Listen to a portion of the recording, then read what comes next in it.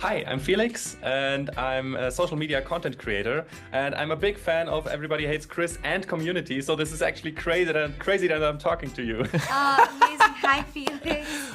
Hi, Felix. How you doing? I'm really good, thank you.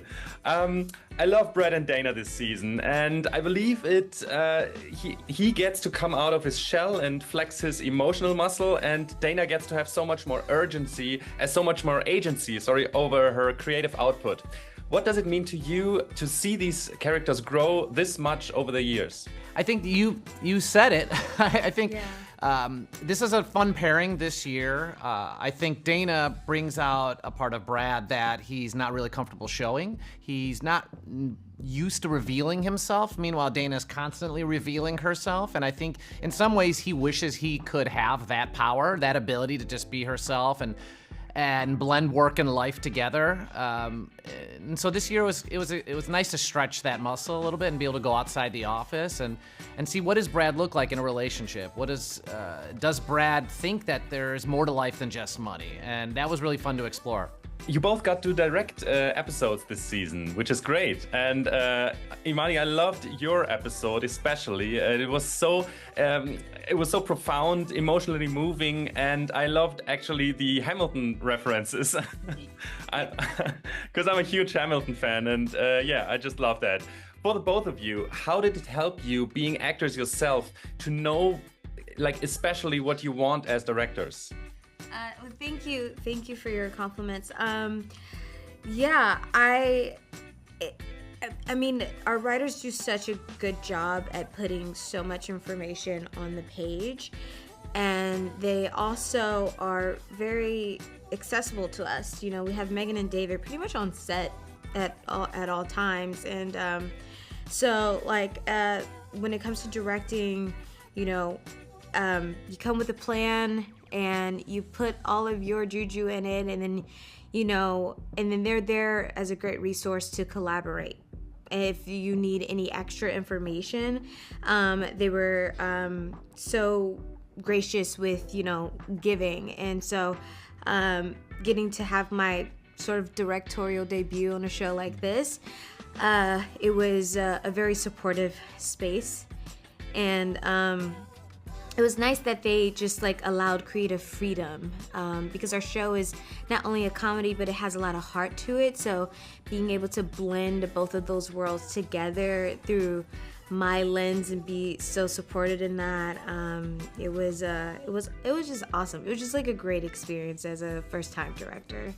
It's really a special show because this is our fourth season, so we know each other really well, and I think you can kind of see that in season 4. There's a lived-in feel to it. It feels like everyone understands our roles and relationships to each other as people on and off camera.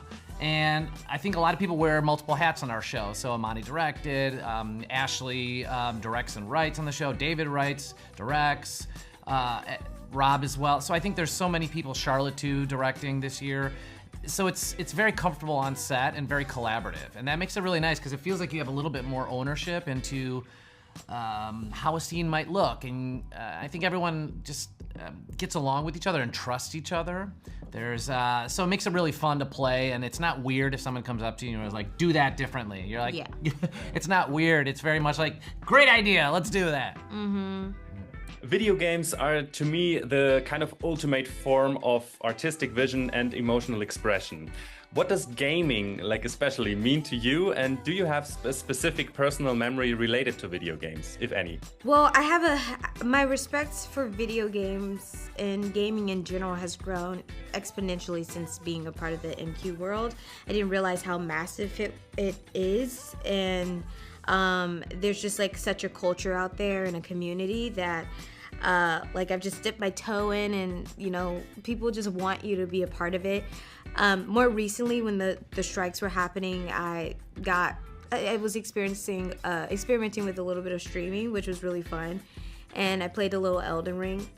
And so like people were really supportive of me going down this quest, and it's just awesome. Like it's such a beautiful game, by the way. It's so cinematic and just gorgeous. But yeah, just so much respect for gamers out there and game creators. Same. I think my appreciation for the gaming world and just realizing how massive it is and what a large evolving community it is something I've just really learned and appreciated even more being part of this show. And I think you see that in our show too. There's constantly something new going on in the world of gaming.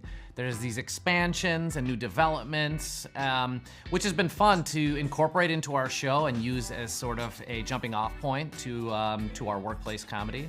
But for me, like Breath of the Wild, I will play that, on the Switch. And I'm not the best at gaming, but I just really enjoy like cooking and just living in a world for a little bit. Yeah. I can just cook and do the cooking dance. That's how I am with Sims. Yeah, I just like kind of getting lost in that world. It's like a nice thing to kind of, step away from the real world for a little bit. So that's what I do. I love that. Thank you so much. That's my time. Have a wonderful day. Thank you, and I love the show. Thank you so much. See ya.